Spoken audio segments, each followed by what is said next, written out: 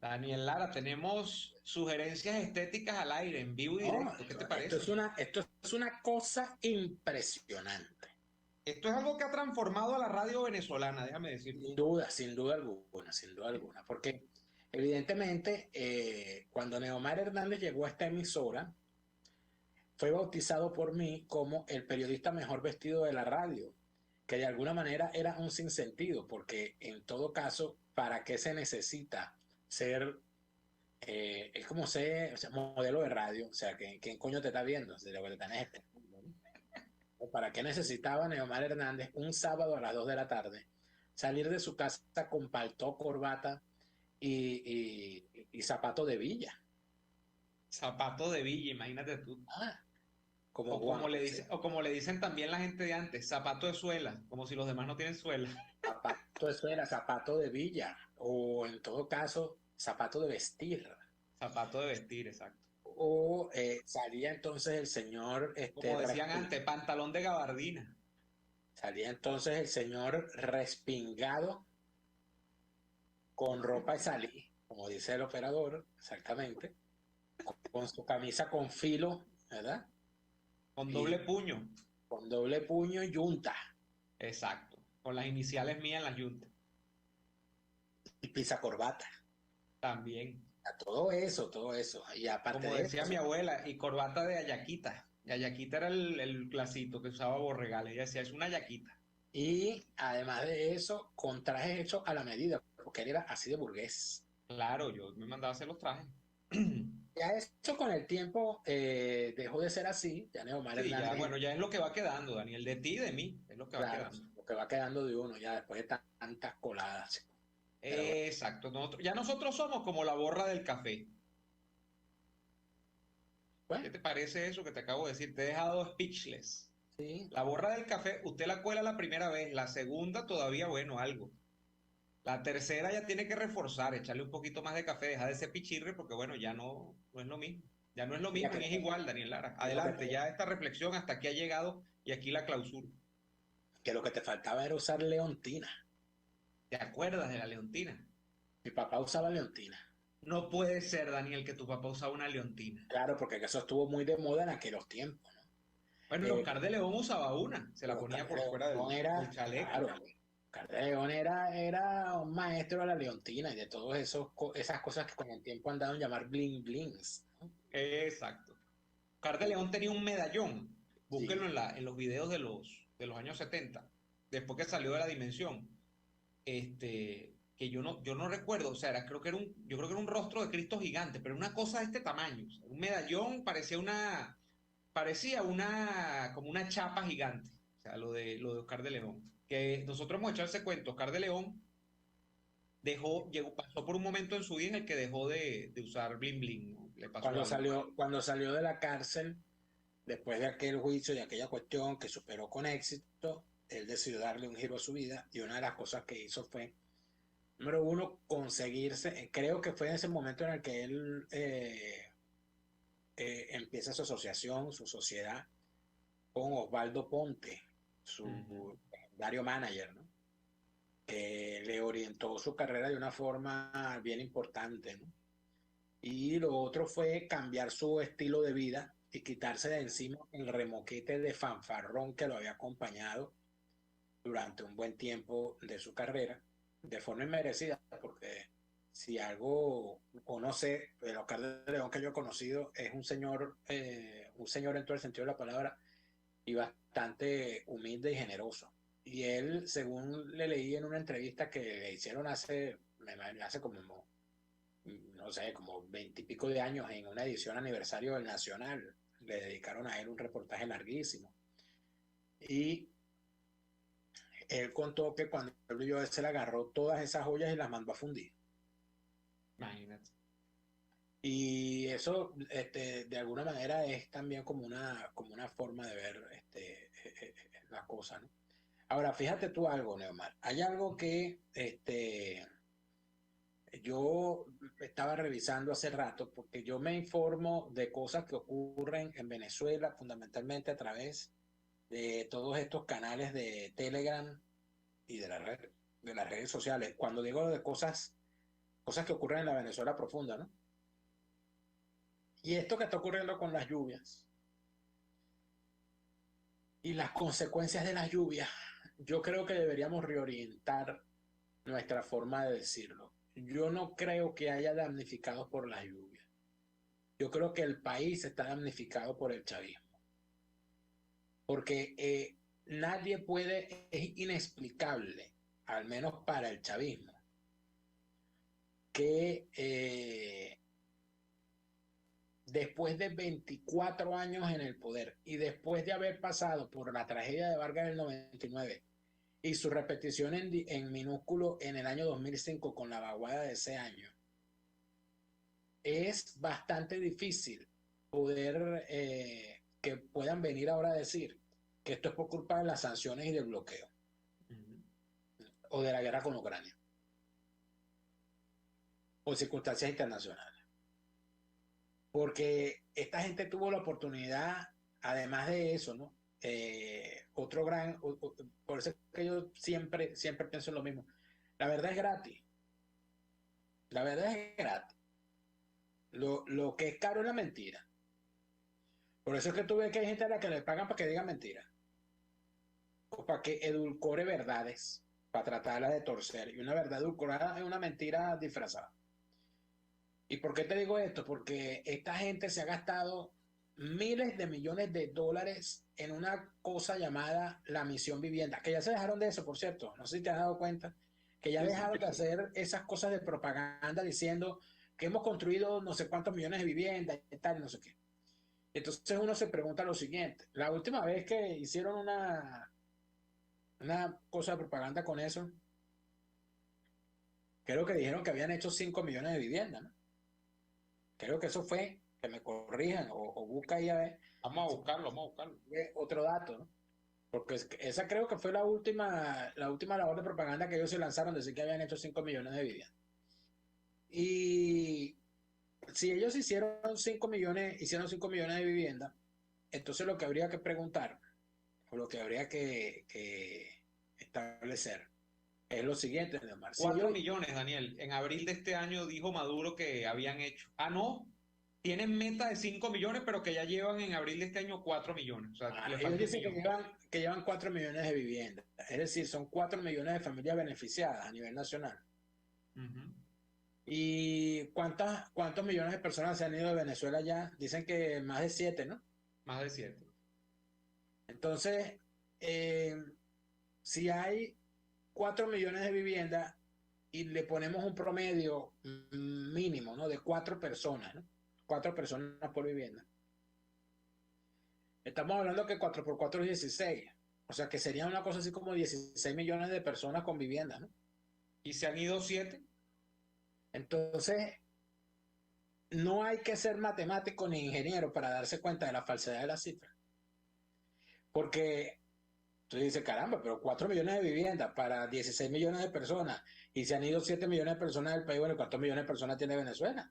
Si sumas las 7, vamos a hacer la cuenta rapidita para que la gente la vea. Si sumas las 7 son 23 millones de personas. Se estima que Venezuela tiene en total, con los que están fuera y los que estamos acá todavía, cerca de 30 millones. O sea que quedarían 7 nada más para completar toda la población de Venezuela. Por regla probabilística de estadística, usted o su hermano o su primo o su tía o su tío, su papá o su mamá deberían tener un mínimo una vivienda de la misión vivienda. Yo no Pero va, conozco a nadie en mi familia que tenga, o sea, aquí todo el mundo debería tener por lo menos una casa de acuerdo a esa cifra de la misión vivienda, a menos, Daniel, que se esté dando algo que Maduro entonces lo está reconociendo entre líneas, que es que los 4 millones supuestos de viviendas que se han construido están acaparados, entonces le está dando más de una a ciertas familias, ¿no? Y entonces es extraño eso. Pero yo creo que la realidad no es que estén acaparando, sino que esa cifra no existe, esa vivienda no existe. bueno, pero además de eso podemos seguir y decir lo siguiente, ¿no? Si hay 4 millones de viviendas que se construyeron todos estos años, ¿por qué no nos dicen también?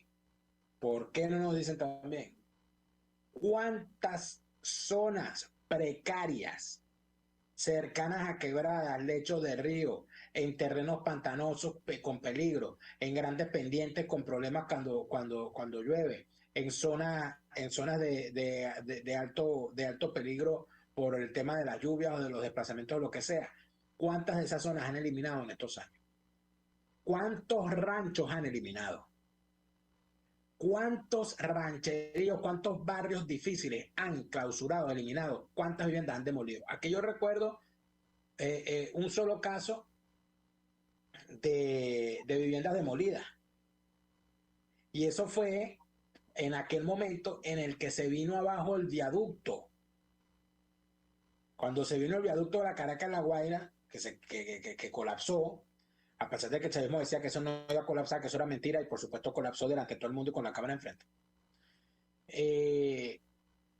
Unos barrios cercanos se desalojaron porque era imposible construir la trocha y el nuevo viaducto con esa zona allá habitada, ya había que demoler, ya había que volar y hay una cosa. Y yo sí recuerdo que allí se desalojó y se tumbaron las casas, porque yo pasaba todos los días la autopista Caracas-La Guaira. Y eso recuerdo. ¿Cuántas casas pueden haberse tumbado allí? Vamos a suponer que fueron, qué sé yo, por poner una cifra, 1000 casas.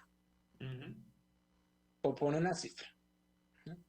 Entonces, que a esa gente, por cierto, la tuvieron bailando por todas partes, eso fue un gran problema, iba la gente ya a quejarse en a los presidentes, Chávez los mandaba a callar, yo me acuerdo de todo eso, lo que pasa es que aquí la gente, la memoria es débil. Entonces, el gran planteamiento al final mío, ¿por qué estoy dando tanta vuelta? Porque lo que quiero decir es que cada vez que esta gente dice que han construido 4 millones de viviendas con la mención vivienda, la gente tiene que estar perfectamente clara de que si eso es verdad, han hecho grandes sinvergüenzas y grandes negocios con esos 4 millones de viviendas, han tenido errores gravísimos en su otorgamiento y no han aplicado unos criterios lógicos de otorgamiento de viviendas para personas que se encuentren en condiciones precarias, para que cada vez que haya una vivienda no exista la palabra damnificado. Siendo eso así, lo que hay que decir entonces es que no hay una mentira más grande que el chavismo, que ya es una gran mentira. La siguiente mentira es la mención vivienda. Por donde quiera que la veas, por donde quiera que la revise, bueno, para empezar, el nivel de recursos utilizados para el resultado obtenido es completamente magro. Y luego, si tú has construido 4 millones de viviendas, pero sigues teniendo con cada lluvia damnificados por todas partes en las 4 esquinas del país, es porque evidentemente esa misión vivienda no cumplió con el cometido de acabar con el problema de la vivienda y de acabar con el problema de las viviendas precarias que había en el país. Porque si algo hay que reconocerle, atención, señores Pérez Jiménez, voy a reconocer algo de Pérez Jiménez, atención.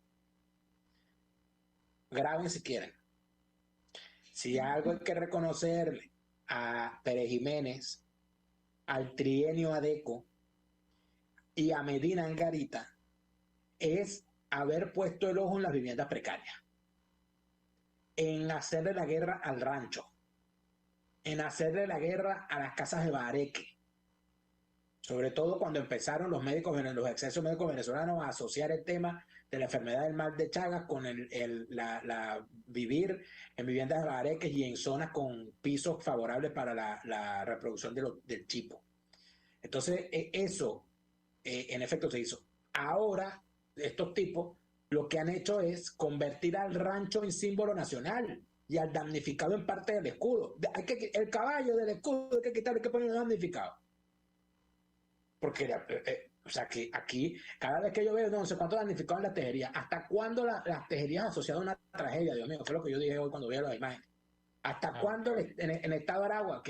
Porque se habla muchísimo del estado de Vargas, por supuesto, la tragedia más grande natural que hayamos tenido en nuestra historia contemporánea se vivió en los delaves del estado de Vargas en el año 99.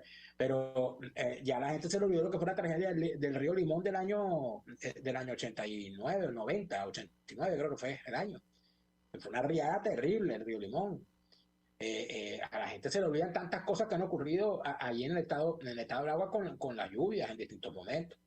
Entonces, bueno, allí, por ejemplo, fíjate que aquí dice un imbécil, un chavista que seguramente está esperando que le llegue la caja de clapa, comience los gorgojos con frijol, porque eso no es frijol con gorgojos con frijol. Un cabeza de verdura que se hace llamar Nelson Sotillo dice, son fenómenos inesperados, ¿quién es adivino? Bueno, la mamá tuya no era adivina para saber que pariéndote iba a tener a semejante memo diciendo estupideces, si no hubiese creído en el aborto, yo estoy seguro de eso. Vamos a ir al corte. Voy a ir al corte comercial. ¿De dónde saldrá tanto lambón? Tú llegas con la mejor disposición y te hacen molestar, Con ¿verdad? una cosa tan delicada, con una cosa tan... Estamos hablando de un tema serio. Entonces viene este lambeolla, ¿verdad? Hasta diciendo estupideces aquí. Vamos al corte. Vamos al corte comercial y seguimos con más de Y Así Nos Va. Usted escucha Y Así Nos Va con Daniel Lara y Leomar Hernández. Solo por RCR 750 AM. Puedes seguirnos en nuestras redes sociales.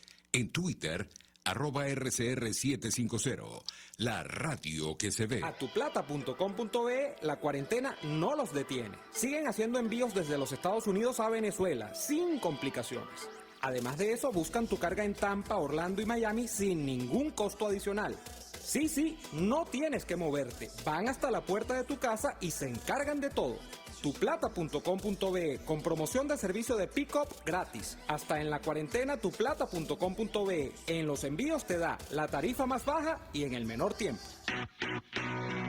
Moisés Naim en Efecto Naim. Hola, soy Moisés Naim desde Washington. Conéctese a rcr.tv. También nos puede seguir por @Efecto Naim en Twitter. Y estamos en Facebook y en Instagram. Y no olvide que puede disfrutar todos los contenidos del programa cuando usted quiera, suscribiéndose a nuestro canal de YouTube. Nos vemos en la radio. Los miércoles y viernes a las 7 de la noche. Solo por RCR 750 AM. RCR 750 AM. Porque lo bueno une. Les estamos presentando Y Así Nos Va, cuando se tiene algo que contar, con Lara y Hernández, solo por RCR 750 AM. De vuelta en Y Así Nos Va. Si algo hay que decir es que después de 22 años y contando de chavismo, lo que ya es difícil para el chavismo es justamente quitarse la culpa de encima. O sea, ya el chavismo no puede decir que la culpa es de la vaca, que la culpa es de la iguana. Ya el pasado son ellos. Claro, el pasado es el mismo chavismo, porque fíjate que cuando llegó Chávez al poder, Daniel, yo recuerdo que a Chávez le decían algo los medios, cuando todavía los medios nacionales accedían a ruedas de prensa, le cuestionaban a Chávez, por ejemplo, sobre esto, sobre el tema de la planificación en tema de vivienda para poblaciones vulnerables, pues de cara a un fenómeno natural, lo que fuese. Y Chávez decía, bueno, es que recuerden ustedes que nosotros estamos batallando porque la Cuarta República nos dejó una herencia de ranchos en Venezuela. ¿Qué vas a decir tú después de casi 25 años gobernando un país? O sea, ya para el chavismo no cabe el argumento desde el punto de vista racional, si es que el chavismo alguna vez ha sido racional, de echarle la culpa al pasado, porque el pasado es el mismo chavismo, como tú lo has dicho. Entonces, esta persona, el señor, creo que era Sotillo su apellido, que te decía esto de que son fenómenos naturales que no son previsibles. No, sí son previsibles, porque para algo existe la meteorología, pero es que aun cuando los fenómenos naturales en todas partes del mundo dejan tragedias, porque ese es el signo de un fenómeno natural que te va a dejar damnificados, te puede dejar víctimas fatales, te va a dejar la destrucción de industrias, te va a dejar la destrucción de comercios, tal, lo que sea. Venezuela no ha sido sometida en el último fin de semana, en la última semana, a un evento ni siquiera similar a lo que fue el huracán, por ejemplo, que acaba de tener lugar en el Caribe o que acaba de llegar hace pocos días a las costas de la Florida, de partes de la Florida. ¿De qué se habla con lo que ocurrió, por ejemplo, en el sur de Aragua? De una onda tropical. Se está hablando de una onda tropical. Eso no es un huracán ni siquiera. Eso es... Lo que ocurrió en el sur de Aragua es la prolongación de unas lluvias por demasiadas horas seguidas. Ni siquiera una tormenta. Nada, Daniel. O sea, y yo no quiero pecar acá de ególatra ni de profeta ni nada, pero lo dije ayer incluso en una transmisión especial que hacía en el canal mío de YouTube. Yo lo dije hace una semana, Daniel, cuando pasó lo del huracán, yo dije, imagínense que en Venezuela llueva a mediodía. Bueno, no llovió mediodía, llovió 2 días enteros. Fíjate, ahí están las consecuencias. Eso no es para que se caiga, como vi creo que fue en el estado Vargas, para que se vaya a media vía en una carretera. Eso no es para eso. No solamente eso, mi hermano. No solamente eso, sino que, fíjate tú, para los que son porque como no pueden culpar al imperio, no pueden culpar a la Cuarta República, entonces ahora culpan a fenómenos meteorológicos que son imposibles como si es un meteorito que cayó. Un fenómeno, un meteorito, que caiga un meteorito de la nada y que no lo vea ningún radar, ningún satélite, y el bicho caiga y nos caiga encima, como le pasó a los dinosaurios, eso sería. Pero atención, que es importante. El tema de las lluvias y de esas cosas, quizás por las condiciones de país tropical, de zona tropical, no puedan hacerse pronósticos de largo alcance y con la exactitud con la que ocurren en estos países aquí, en este lado del Atlántico, en este lado del mundo, donde te dan una previsión de 10 días, la previsión es exacta al 95%. ¿Qué ocurre? Que es verdad, no se puede, pero no se puede hacer esa previsión a largo, con tanto de antelación y con tanta exactitud. Pero lo que sí sabemos, tú no puedes predecir un terremoto, pero tú sabes cuando estás en una zona donde hay terremotos. Entonces tú tienes que estar preparado para vivir en una casa construida con las medidas para evitar que a la hora de un terremoto la casa colapse. De la misma manera que ocurre. Yo eso lo aprendí por los golpes y creo que lo aprendimos, la gran mayoría, lo que quisieron aprenderlo en el estado Vargas a raíz de la tragedia. Cuando nos empezaron a decir los expertos y los geólogos y todo aquello, mire, Vargas es una zona de deslaves, esa zona de deslaves es la que permite que exista el litoral central, porque si no hubiese deslaves continuos en el tiempo, esa lengua de tierra que hay no existiría y el Ávila sería un acantilado. Entonces, si usted va a quedarse viviendo en el estado Vargas, usted tiene que entender que por el volumen de lluvias que de vez en cuando pueden ocurrir en esa zona, van a ocurrir deslaves. ¿Qué es lo lógico entonces? Que usted no viva en zonas denominadas conos de eyección. Y se determinaron cuáles eran los conos de eyección. ¿Y qué es un cono de eyección? Un cono de eyección es una zona que por su pendiente, ¿okay?, y por la existencia de caudales de ríos o de lo que uno llama popularmente quebradas, que no son otra cosa que ríos que se secaron, a la hora de un gran volumen de lluvia, eso se va a convertir en un inmenso tobogán de agua, de lodo, de piedra y va a arrasar con todo lo que hay allí. ¿Qué pasó en el caso de Vargas con todo esto? Entonces aquí, para los teóricos, esto de que esos son fenómenos que no podemos determinar. No, lo que sí podemos determinar es la estupidez humana, la incapacidad, la demagogia y a veces hasta el crimen. Porque en Vargas debió haberse tomado una decisión que el gobierno en aquel momento iba a tener todo el apoyo político, social, económico y hasta internacional para tomarla. Ahí había que clausurar por completo la capacidad de habitacional en determinados sitios, había que cerrar zonas completas.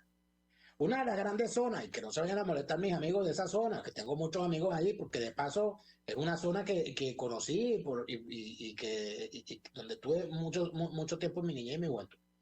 Lo que es la zona del barrio El Cojo de Macuto. Eso es un cono de eyección peligrosísimo. Allí, en la zona del Cojo, es donde está, lo separa un río, el río del Cojo, separa al barrio del Cojo del barrio al teleférico de Macuto. Al final, hacia arriba, es donde está la estación a donde llegaba el viejo teleférico cuando el teleférico llegaba hasta el estado Vargas, que la estación se llama Estación El Cojo, y luego entonces el barrio de Año se le llamó el barrio del teleférico, donde vive parte de mi familia, por cierto. Yo conozco esa zona muy bien. Cuando la tragedia de Vargas, yo lo recuerdo claramente, es más, mi familia, chicos, no solamente vivía en el teleférico, vivía en la calle El Río. Y en la tragedia de Vargas fue que nos enteramos por qué se llamaba la calle El Río. Imagínate tú, como la forma en la que nos enteramos, ¿no? Pero porque lo que quedó allí fueron, bueno, casi que se llevaba la mitad de las casas que estaban en la calle El Río. O sea, los que tenían patio se quedaron sin patio, los que tenían una mate mango, la mate mango desapareció. Yo recuerdo, nunca se me va a olvidar la vez que yo tuve fuerza anímica para ir años después a casa de mi tía Doria allá en la calle El Río y asomarme a la ventana para ver el patio, pues era un patio grandísimo que tenía no sé cuántas matas de aguacate, no sé cuántas matas de mango, no sé cuántas matas de cambur, de plátano, de topocho, de todo, y uno corría en ese patio y nosotros jugábamos ahí. Cuando yo me asomo a ver y veo que el agua de la quebrada está, uno se asoma y la veía, donde no nunca jamás había una quebrada y que el patio desapareció, Yo dije, no, esto olvídate. ¿Y qué es lo que hay otro? El barrio El Cojo. ¿Y dónde hubo mayor número de damnificados? ¿En el teleférico? No, en El Cojo. Porque el río rompió hacia allá, porque ese es el cono de eyección de ese río. Entonces, ¿qué medidas se debe tomar hoy? Mira, hay que desalojar este barrio, que no se puede vivir. Que fue fácil hacerlo en Carmen de Uria, otro cono de eyección. Sí, en Carmen de Uria, ¿por qué se hace? Porque en Carmen de Uria, el volumen de destrucción que hubo, ¿verdad? Que era mayoritariamente casa, que era una zona más o menos de clase media, una zona muy bonita, una zona bellísima, eso parecía Grecia, chicos. Yo no sé si tú llegaste a ir alguna vez a Carmen de Uria. No, mira, Carmen de Uria parecía Grecia. Eso, había unas casas y tú estabas ahí adentro y la vista que tenía y cómo estaban las casas y todo eso, es una cosa bellísima. Carmen de Uria era un paraíso, una cosa maravillosa, bellísima, como lo es esa cosa alrededor, Anare, Care, toda esa cosa. ¿Y qué pasó con Carmen de Uria? Que el nivel de destrucción fue tal, sí, hubo gente que logró salvar la vida, bueno, a altísimo costo, pero ¿qué se hace con Carmen de Uria? Se declaró camposanto. Se declaró camposanto y ahí no se puede hacer nada, no se puede construir. Y yo espero que no vuelvan a construir allí, nunca más. Bueno. ¿Por qué? Porque es una zona donde está, o sea, la naturaleza nos demostró que esa zona es una zona de alto peligro. ¿Por qué no se tomó la misma medida, por ejemplo, con la zona de Marapapiache, en Capealamar?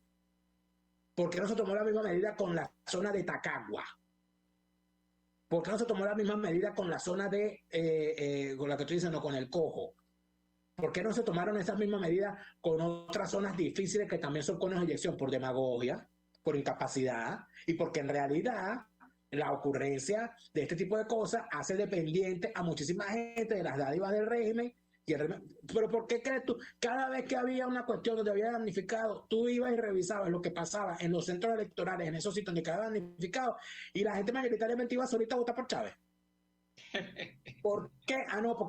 Porque es el gobierno nos va a dar, nos va a ayudar, nos va a dar casa. Hubo gente en Marapapiense que le dieron 2 y 3 casas. Cada vez que venía una lluvia quedaban damnificados, le daban una casa y cuando venía la lluvia siguiente ya estaban viviendo en el barrio otra vez, porque nunca lo desalojaron.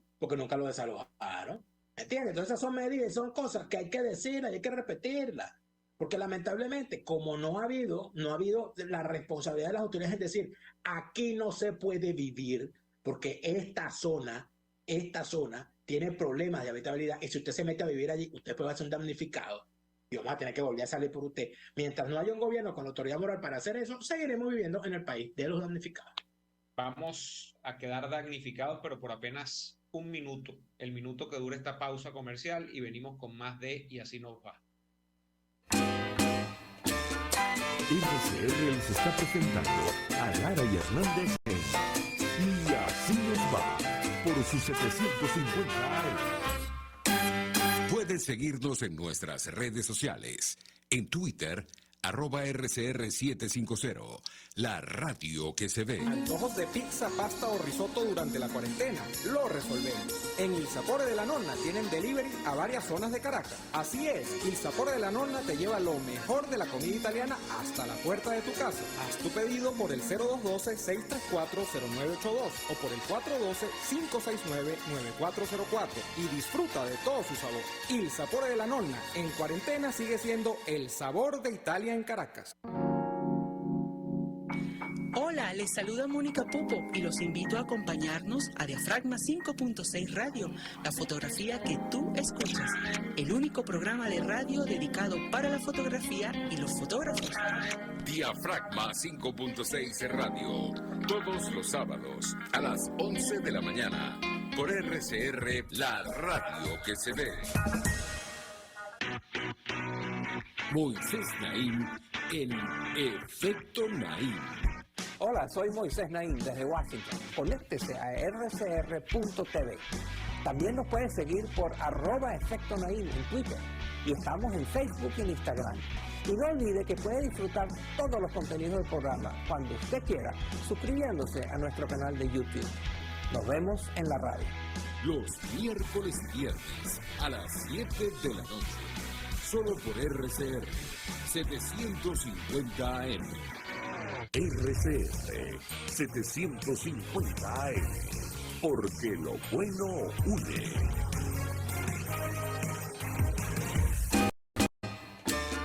Estamos escuchando Y Así Nos Va con Lara y Hernández por RCR 750 AM.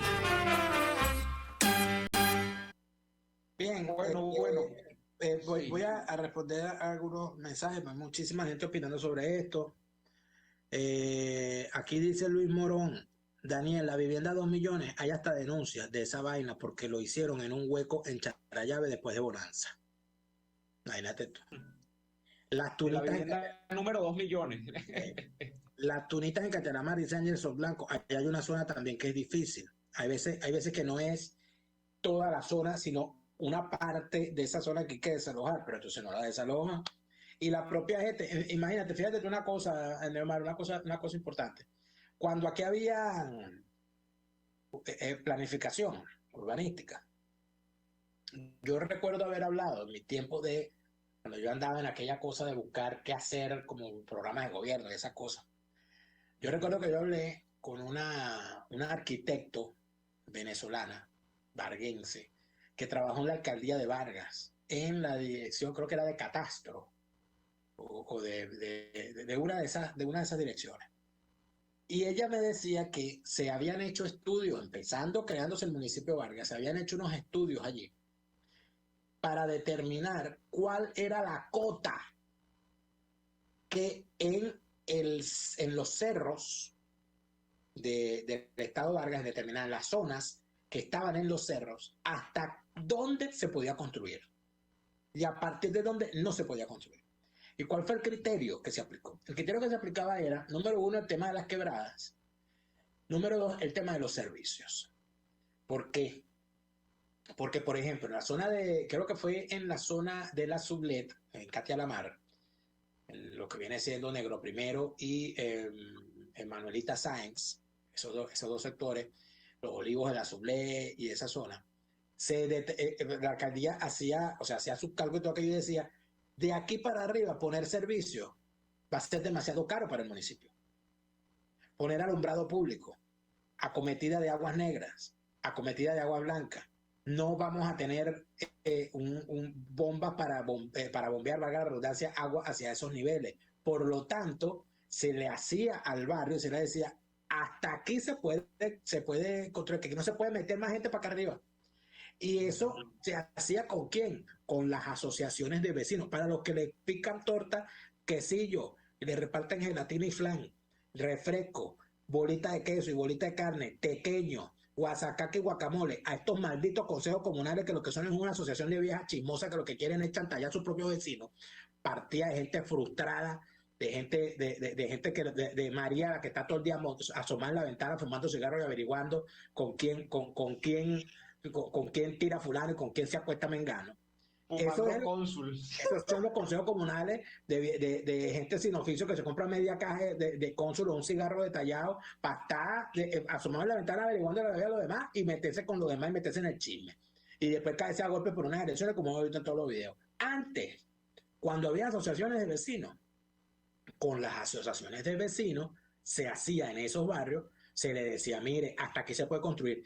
Y para tú construir, para tú comprar unos sacos de cemento, unas cabillas y unos bloques en una ferretería, tú tenías que llevar la carta de aprobación de la asociación de vecinos. Porque si tú no llevabas la carta de aprobación de la asociación de vecinos, muy probablemente tú ibas a construir en un sitio donde no estaba permisado. Entonces ponte que tú vivías ahí y oye, tú ibas a hacer una ampliación, ibas a hacer un cuartico más, o ibas a quitar el techo de zinc y le ibas a poner unas placas, unos panelones, con los propios esfuerzos, que era lo que hacía la gente en esta zona. Tú tenías que tener el permiso de la asociación de vecinos, porque si no, se empezaban a poblar. ¿Qué pasó? Que bueno, lo que pasa siempre. Las instituciones dejaron de funcionar, ¿verdad?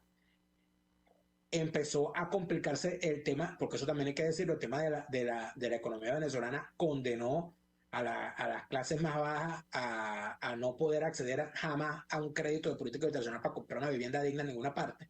Y la gente lo que empezó fue a tratar de resolver sus cosas por sí mismos. Y entonces empezaron y se olvidó todo eso, y la propia gente entonces se olvidó de eso, se olvidaron de la cuota, de los documentos y todo aquello. Mira, yo recuerdo cuando empezó el tema de los consejos comunales, yo estaba en el consejo comunal, aquí hay vecinos míos que me escuchan y que lo saben. El consejo comunal del bloque donde yo vivía, de la zona donde yo vivía. Bueno, cuando yo empiezo a revisar los documentos originales, Neomar, escucha esto bien que te voy a decir. Cuando yo empiezo a revisar los documentos originales de propiedad de los terrenos, del bloque y de sus zonas aledañas, circunvecinas y justapuestas, me consigo con que había una cantidad de entes privados que se habían cogido terrenos para la construcción de supermercados, farmacias, se robaron unos terrenos que le pertenecían al edificio para el área de estacionamiento, se robaron unas zonas donde no se podían construir, habían metido cosas donde no podían meterlas, habían hecho un desastre con la cuestión de cata, y todo eso ¿dónde estaba? Entonces era la gran pregunta que yo me hacía, yo decía, pero ven acá, si cuando tú vas a sacar una patente comercial en la alcaldía, lo primero que te piden es la conformidad de uso del local, que te la da ingeniería municipal, y el permiso de bombero, y para darte el permiso de bombero te piden la conformidad del local. O sea, y para darte la conformidad de uso del local tienes que llevar papel de propiedad. Entonces, ¿cómo hicieron? Bueno, porque hubo un ñemeo, ¿entiendes? Entonces, entonces eso, porque es a todo nivel, porque aquí siempre se habla de que no, de que bueno, el que se fue para el cerro se cogió un terreno y construyó ahí a lo loco, y los privados que han hecho eso lo mismo con terrenos públicos, con terrenos urbanos. Aquí la gran mayoría de los municipios han hecho, los funcionarios municipales, alcaldes, directores de catastro, de ingeniería municipal, han hecho toda la cantidad de negocios que le ha dado la gana hacer con el tema de los terrenos y de los ejidos, que son los terrenos públicos en propiedad de los municipios. Y si no, vayan y revisen todo lo que está pasando en las Mercedes. En las Mercedes, fíjense, para el estúpido que escribió diciendo que no, que son fenómenos naturales que no se pueden predecir. No, usted no puede predecir cuándo va a haber un terremoto, pero usted sí puede predecir que Caracas es una ciudad sísmica que la atraviesan dos fallas. Entonces, siempre es más, otra cosa importante, que aquí no son fenómenos. Mire, la falla de San Sebastián de Maiquetía atraviesa el puerto de La Guaira, y la falla de Tacagua atraviesa el aeropuerto de Maiquetía, para que estén claros y se organicen y no vengan a decir estupideces en el futuro cuando ocurran cosas. Entonces, ¿qué ocurre? ¿Qué hay cuando usted ve el desorden y el desastre con el cual se están haciendo las cosas en el municipio Baruta y Chacao, otorgando permisos para construir en retiros, para agarrarse zonas de aceras, para construir por encima? Ese edificio que construyeron ahí donde estaba el edificio Bayer, ahí en las Mercedes. Ajá. Ese edificio supera, para que sea, porque a mí esas cosas siempre me preocupan. Y yo tuve, donde yo más hice trabajo cuando estuve en la dirección de profesionales y técnicos del partido ese donde tú y yo militamos y que no queremos recordar, una de las cosas que hice yo ahí fue hablar con los funcionarios municipales, que era lo que más teníamos. Y yo más tengo mucho contacto con esa gente y no se entera de la barbaridad. El edificio ese que hicieron ahí, el edificio Bayer, ese allí, que es de un mafioso asociado a las redes de la sinvergüenzura manejada por la familia Flores, ese edificio se le dio un permiso por parte de la alcaldía correspondiente para que construyeran por encima del máximo permitido. Ese edificio tiene 2 pisos más de lo permitido en esa zona. Entonces, esa es una historia, Daniel, esa es una historia repetida en municipios del este de Caracas, como Chacao, que tienen tanto valor, digamos, el tema de la zonificación para el asunto comercial, ¿no? Entonces, la utilización, yo vi un tema que se generó hace como 2 meses en Chacao, hacia los Palos Grandes, que obviamente siempre ha sido una zona privilegiada, pues por la ubicación que tiene respecto al Ávila, porque está chévere, porque los edificios son bonitos, bueno, y la utilización que se está haciendo hacia la parte más alta de los Palos Grandes con las partes residenciales, porque la parte alta de los Palos Grandes son quintas, abajo son edificios pequeños, por el tema sísmico incluso. O sea, es una de las zonas más afectadas cuando hay actividad sísmica en Caracas, bueno, igual que Altamira. ¿Qué ocurre? Que han utilizado las casas, viejas casas que hay allí en la parte alta de los Palos Grandes, y hay un extraño ñemeo donde, bueno, han convertido quintas en negocios comerciales, y eso no está hecho para eso. ¿Pero por qué? Bueno, porque eso no es ahorita con Duque. El tema de la zonificación en Chacao con la alcaldía tiene años con respecto a tratas para convertir zonas comerciales o zonas residenciales en zonas comerciales. Claro, Leomar, eso empezó inclusive antes de, es más, si somos sinceros, hay que decir lo siguiente, ese ñemeo, esa sinvergüenzura, empezó con la creación del Distrito Sucre y del Consejo Municipal del Distrito Sucre, y como consecuencia de la cantidad de guisos y sinvergüenzuras que se hacían allí, la cantidad de guisos y sinvergüenzuras que se hacían allí era de tal magnitud que crearon un municipio a la medida de los guisos que estaban dispuestos a hacer con el sector bancario, y crearon un municipio donde no solamente escúchame bien lo que te voy a decir, lo hicieron al gusto y a la medida de los grandes capitostes bancarios que se cogieron un área de ese municipio y allí construyeron todos los edificios para su sector, para el sector bancario, y allí está la gran mayoría de esos edificios. E inclusive entonces termina en la alcaldía una persona asociada sentimentalmente a uno de los dueños de los bancos. Entonces, el municipio de Chacao fue creado para satisfacer todos los guisos que habían allí. Y allí entonces empezó la sinvergüenzura. Empezaron a cambiar ¿cómo se llama? Las zonificaciones. Empezaron a otorgar permisos de construcciones en zonas que eran habitacionales, las cambiaron la cuestión urbanística, hicieron lo que le dio la gana. Y ahí empezaron, no, pero como adornan la Plaza Altamira, ¿verdad? Sí. Y como pusieron unos policías buenmosos, ahí este es el mejor municipio del mundo. Fíjate lo que me dice aquí, lo que nos dice la gente, ¿no? Alexander Alonso me dice: el estadio de los Tiburones de La Guaira está construido en una zona de deyección. Cuando esa quebrada se convierte en una riada, ese estadio se convertirá en el primer estadio submarino de Venezuela. No solamente eso, estimado Alexander Alonso, yo le voy a decir algo más. En estos días veía una publicación de la gente de una de estas cuentas, y yo sigo todas estas cuentas que hay una tendencia bien interesante en Instagram, sobre todo de cuentas que recuperan fotos e historias de zonas. Entonces hay una que se llama La Guaira Retro, creo que se llama la cuenta. Yo sigo la Maiquetía de ayer, ahí sí, cuéntame. Maiquetía de su historia, Zulia una historia, siempre esa gente está. Esa foto la tomó Bururú. Y yo veía una de las publicaciones de estos días donde decían que la calle Bolívar de La Guaira, que para decirle, la calle Bolívar de La Guaira es la calle que pasa por detrás de la casa guipuzcoana. Te ubica, ¿no? Claro, sí.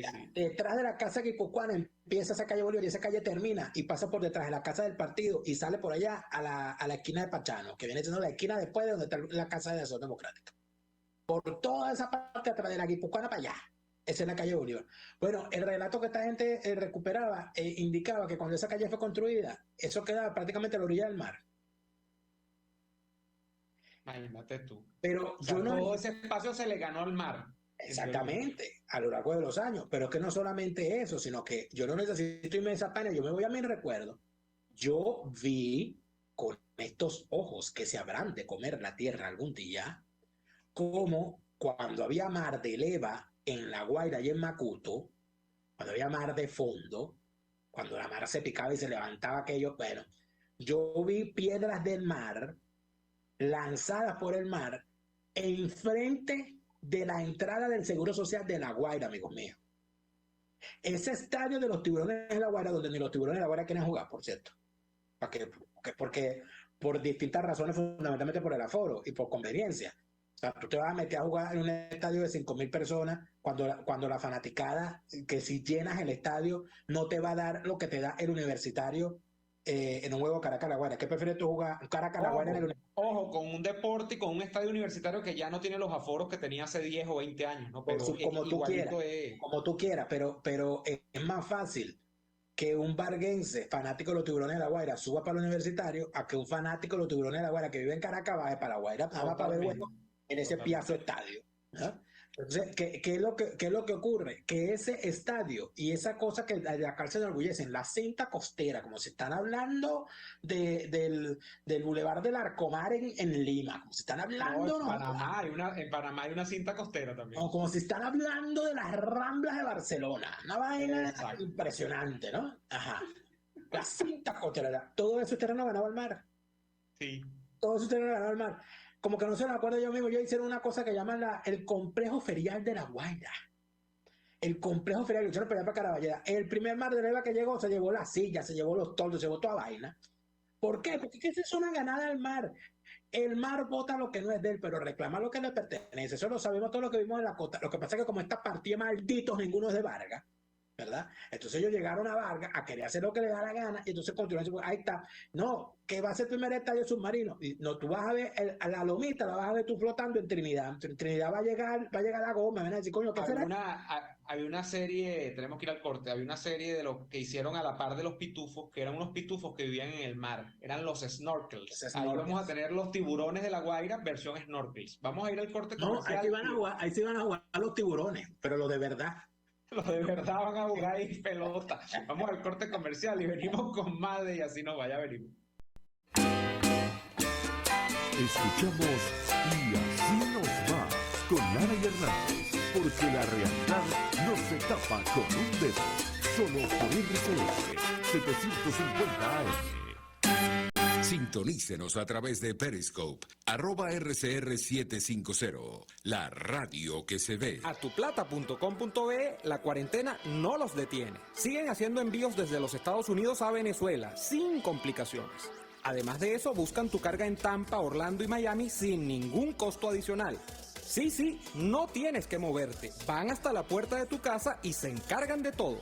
Tuplata.com.be con promoción de servicio de pick-up gratis. Hasta en la cuarentena tuplata.com.be. En los envíos te da la tarifa más baja y en el menor tiempo.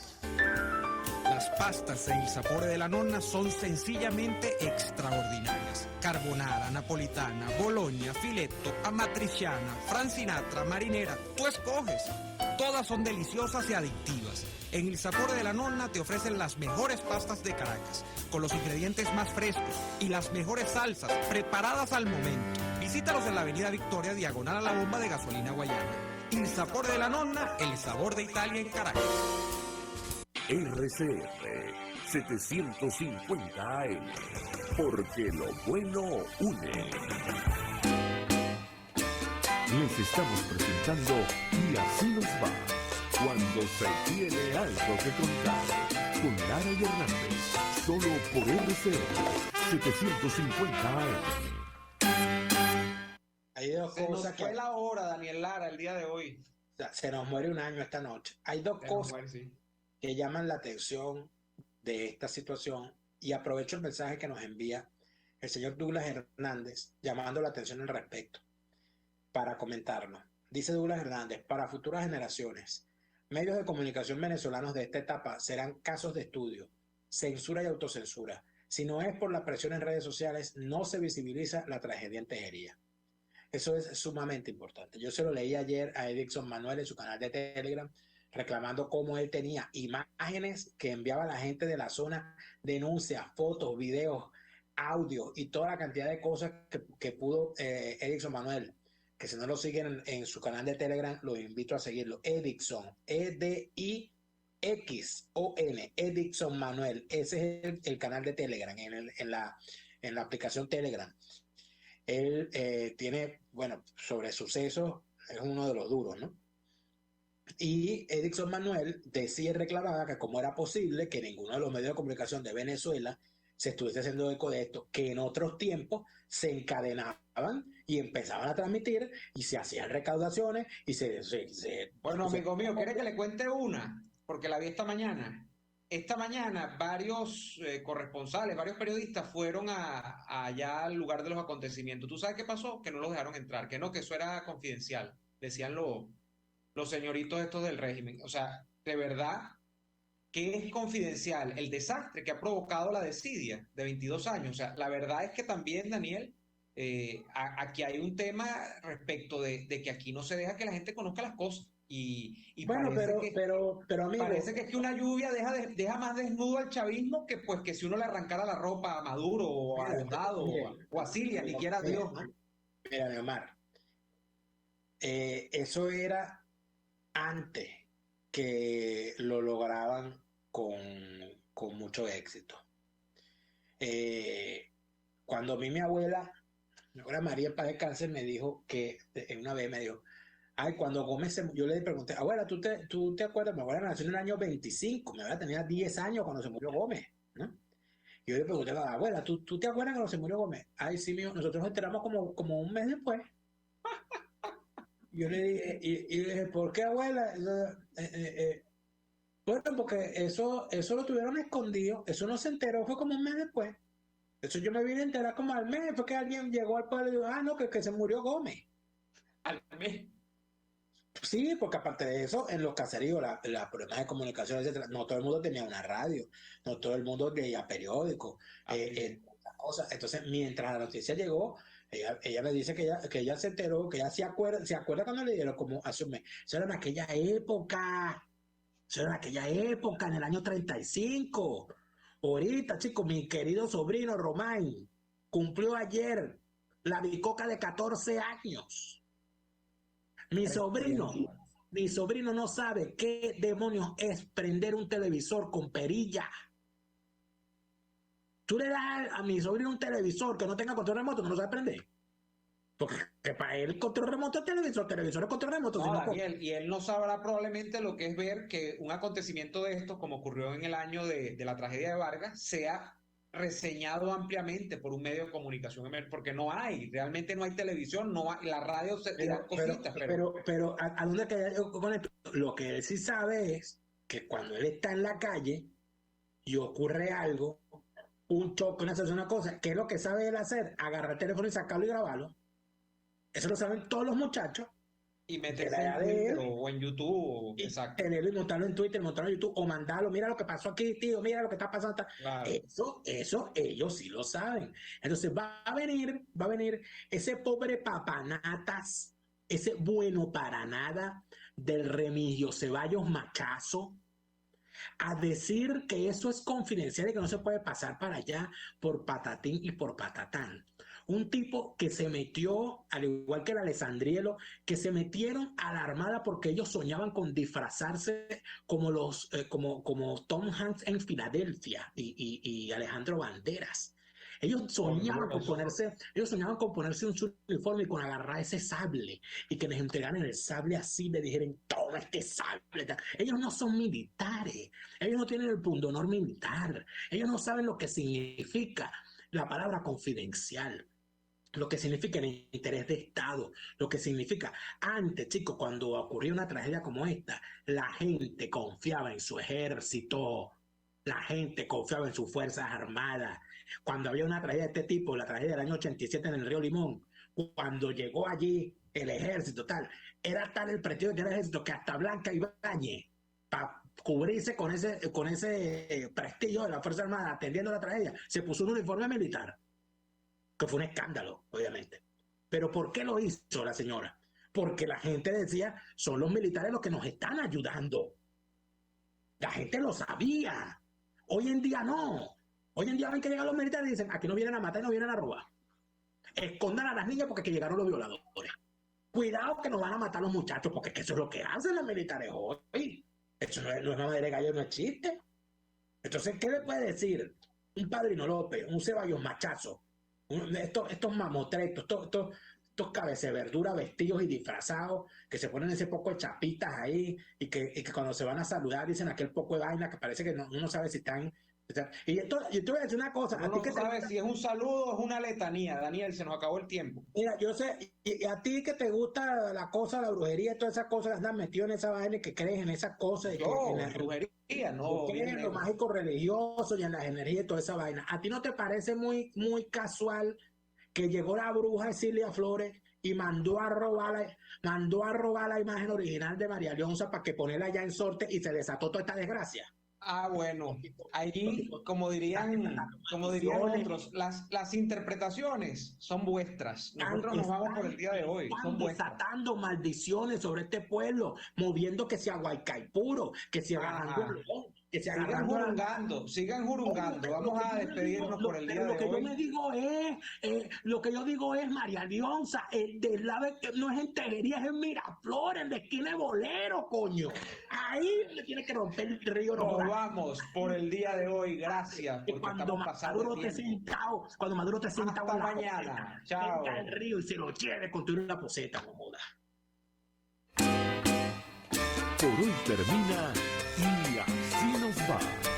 Síganos en Twitter en @y así nos va, @DeLaraF y @NeoAdolfo. RCN 750 AM.